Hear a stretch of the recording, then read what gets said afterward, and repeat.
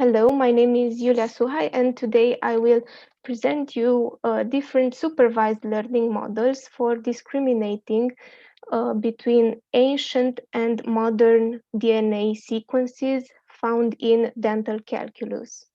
So, deoxyribonucleic acid, or for short DNA, is the basis of how life works. It carries all the biological features. Um, Sorry, I forgot to change the slide. Um, it carries all the biological features and functions that make an organism unique. The advancements in the field of biology have opened many research directions, one of which is the study of ancient DNA collected from archeological sites. So during this process of collecting DNA, it is subject to contamination with modern DNA due to either natural causes or inappropriate handling by scientists. So in this study, we aim to tackle this issue and investigate different machine learning methods for classifying between modern and ancient DNA sequences. Uh, so as I said, the study is an interdisciplinary one, uh, which aims to investigate different computational approaches on capturing relevant information from DNA sequences. For this purpose, we propose 4 different representations in an effort to find which one of them carries more significant features from the point of view of this classification. In addition, we also propose 2 machine learning models, uh, each suitable for one or more of the representation proposed. Receiving the raw input in the form of DNA sequences, a learning model should be employed to classify the instances from the dataset. Even though from a machine learning perspective, this task seems trivial, also because we talk about binary classification. It is highly relevant from a bioarchaeological point of view. Therefore, we must emphasize the importance of um, the raw input, of transforming the raw input into suitable uh, codifications, because uh, this is actually the most challenging part of the study, is finding codifications which capture the essential information, which then makes the classification easier for the algorithm. So the model of raw representation of the raw input data has to map the expectations of the bioarchaeologist first. So, provided a proper abstract model is created based on the raw DNA sequences from the dataset, the remaining issue would be the mere training of the proposed classical machine learning models that best fit the requirements of the underlying data. Um, Actually, this task itself of classifying ancient and modern DNA sequences has not been treated in the literature. However, other tasks regarding DNA classification have been done. And in those studies, uh, they present different methods of encoding DNA sequences. One hot encoding was successfully used to encode the DNA sequences and then use the representation to classify them with regard to their ability to wrap around histone proteins.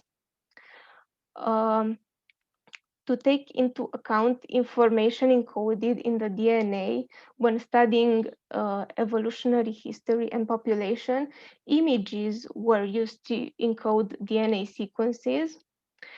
And lastly, Another interesting approach is the use of deep learning to extract features from data. Now I will talk about the four different representations we used in our experiments.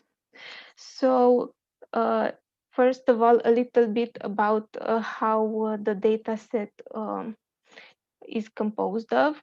And any DNA sequence is basically a long word composed over the four-letter alphabet, A, C, G, and T.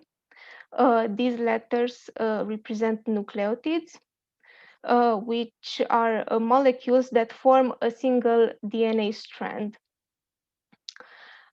So our first approach of representing these sequences is the nucleotide frequencies-based representation. Here we started from the intuition that for characterizing the internal structure of a DNA molecule, the relationship between local bonds or close molecules might be of a particular relevance. So for a sequence of length L, we calculate the probability of occurrence of individual pairs and triplets of consecutive nucleotides uh, using this formula here. Uh, so by using this, we get a vector of 84 features. 4 of them are extracted from using the individual nucleotides. Then 16 are extracted from using pairs or bigrams. And the rest of 64 are extracting from using triplets of nucleotides. Um, we also, so in our calculation, we also deducted the number of overlapping combinations. And I have here example of how this sequence would get encoded. So the values are between 0 and 1. Next representation is called the TF-IDF based representation. And it is based on the term frequency inverse document frequency method used in information retrieval and text processing. Basically, this measure indicates the importance of a word in a document, in a collection of documents.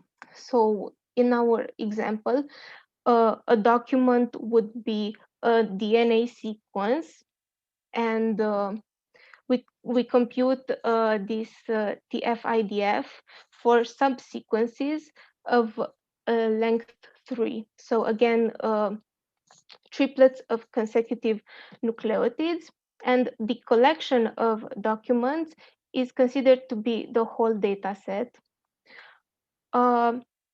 Again, we chose this representation because we consider that DNA subsequences that occur frequently in a sequence but are less frequent in a collection of sequences might reveal relevant information. And again, here I have an example of how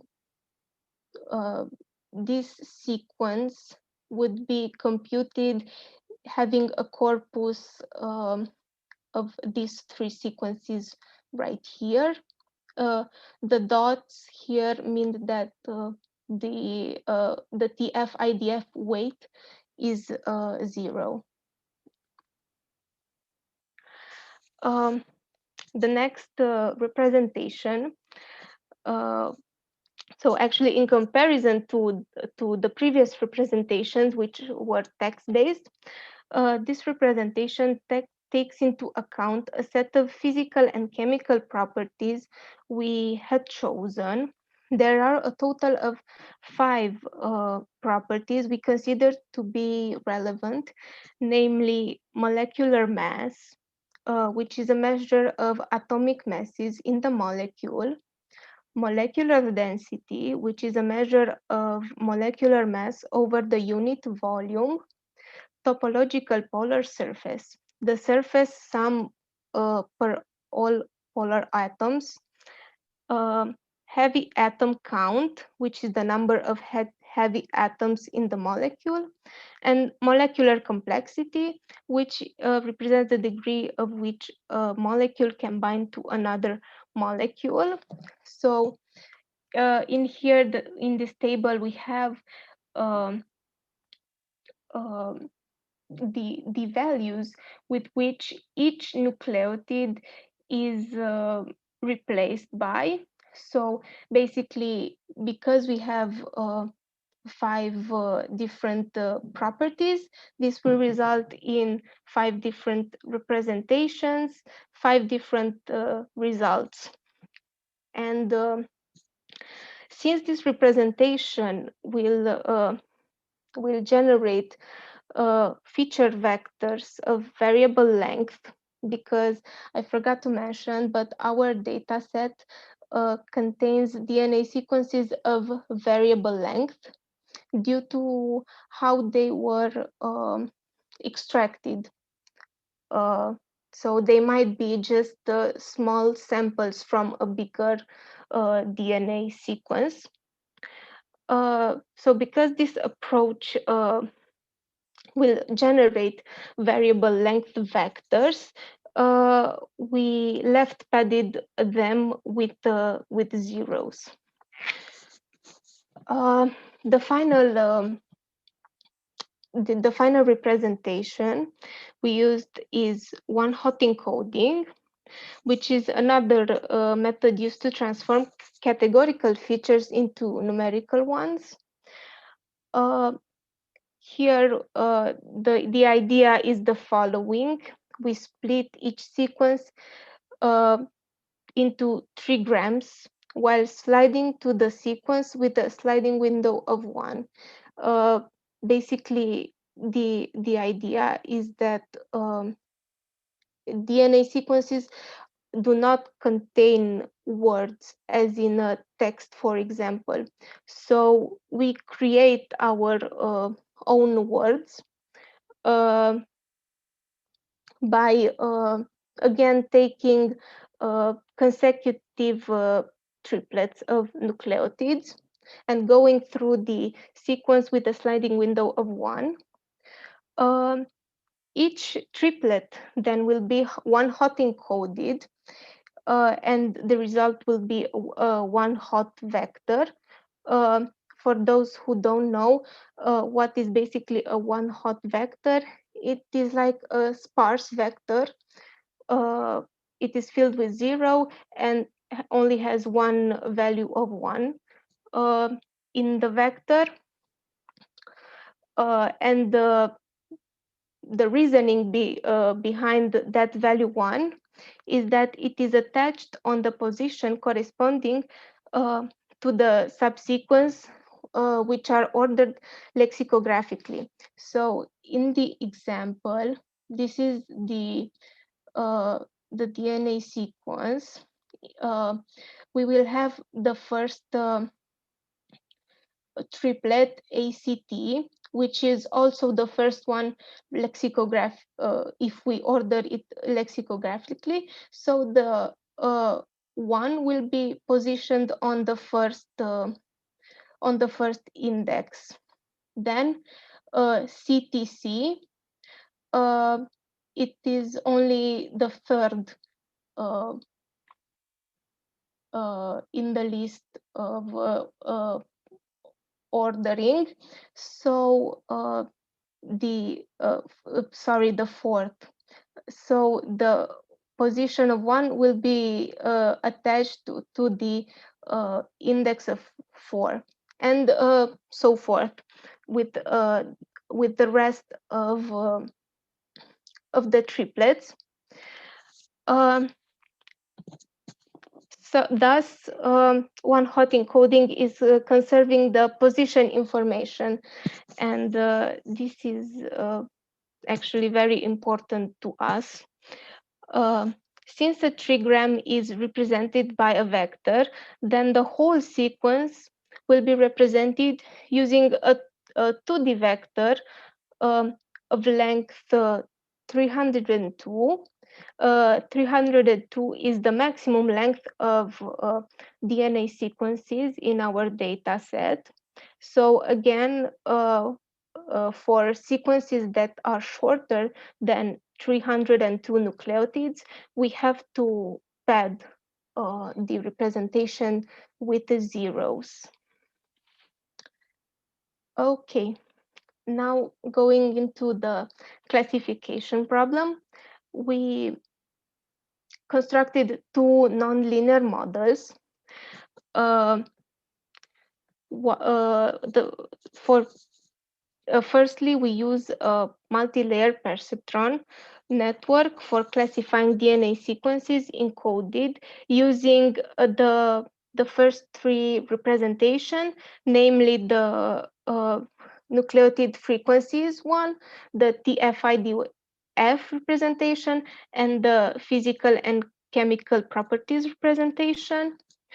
A multi-layer perceptron is a type of neural network which is able to learn a function which maps the input to an output class.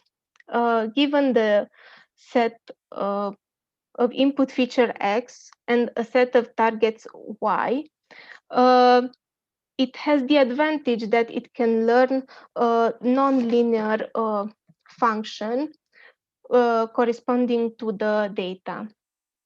The model we constructed uses two hidden layers, both of which use ReLU as activation function. Also, in order to avoid overfitting, uh, meaning that the network learns the training data by heart, we employ an adaptive learning rate and the mechanism of early stopping for epochs.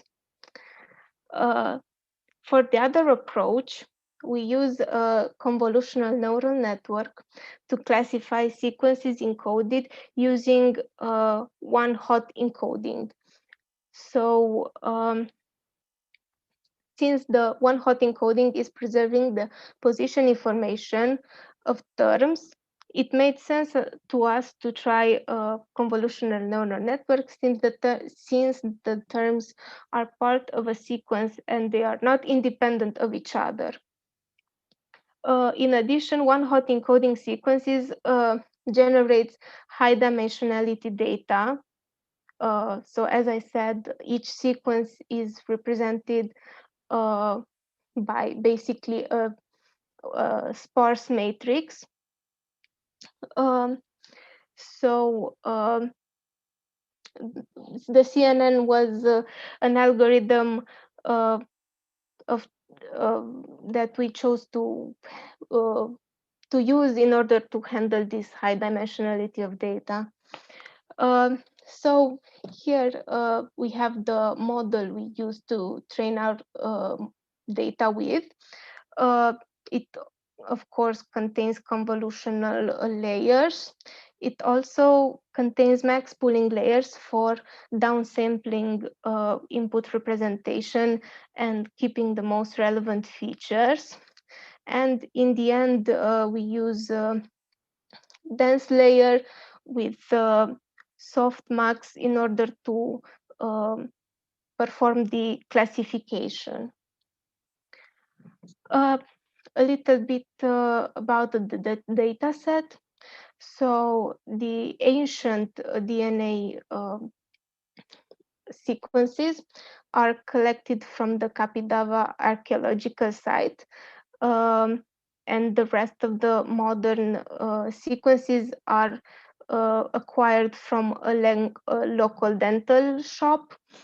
Um, as you can see, the data set is quite imbalanced because we have almost 3 times more ancient sequences than modern. However, at least for the multi-layer perceptron approach, we try to uh, tackle this issue by performing k-cross validation. Another thing that I would like to mention about the data set and the experiment itself is that they were performed using the whole data, so not only a part of the data. And we split it for using 66% for training and 33% for testing. So next, we will talk about the results. Of course, the results are from testing. I would like to talk first regarding how we chose to choose these metrics for evaluation. So we chose them to be relevant from a biological point of view, given the fact that the data contains DNA collected from an archaeological site. We are interested in finding out if there are any impurities or contaminants among the ancient DNA. Thus, the F1 score and recall are chosen in order to indicate this, and the accuracy we chose them for in order to give us an overview of the training model. So as I said, for the multi-layer perceptron, we performed k-cross validation, and out of the representations we used, we see that the TF-IDF based representation performs the best.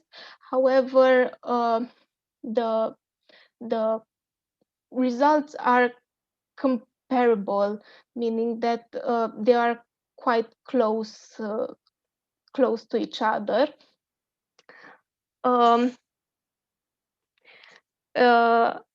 And for the one-hot encoding, again, it is a whole different approach, and the results are promising.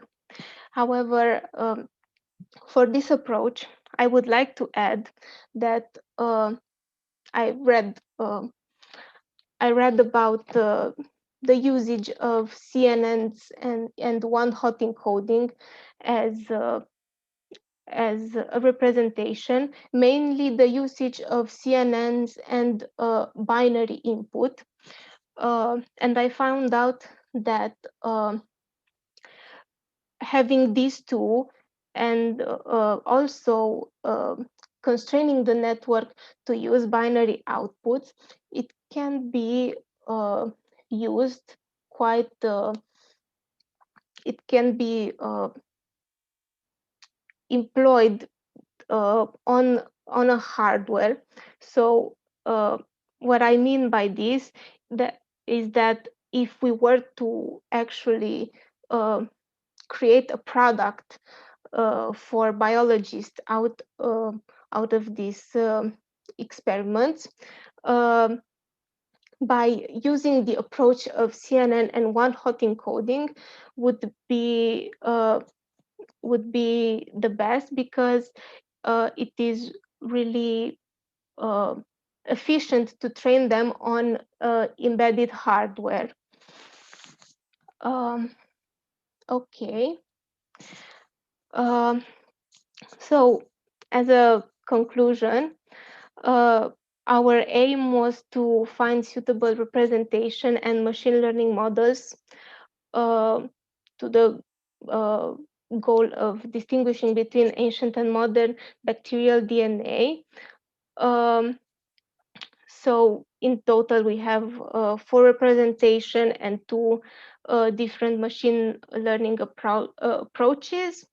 As you saw, the results are promising, especially given the fact that the dataset is quite large. One area which we would like to improve is to try to balance the data set and maybe acquire more DNA sequences, and of course perform these experiments to um, with the newly acquired DNA sequences. Um, and of course, it would be really interesting to uh, try these experiments on other public data sets, because this specific data set uh, is private, and we we obtained it from a university professor in Italy. So yeah, um, thank you. And if you have questions, I'd be happy to answer.